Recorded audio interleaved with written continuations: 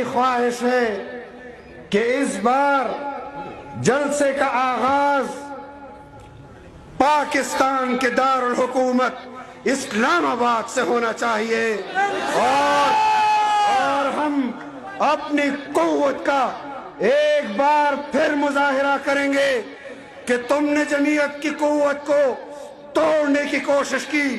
لو آج اسلام آباد میں تمہیں اپنی قوت دکھا دیتے ہیں کہ تمہاری قوت کمزور ہوئی ہے یا جمعیت علماء کی قوت کمزور ہوئی ہے. تو آپ میری اس خواہش کی تائید کرتے ہیں انشاءاللہ. آج کے حکمران یہ مظلوم ہے, ان کو جبراً حکمرانی کے تخت پر بٹھایا گیا ہے.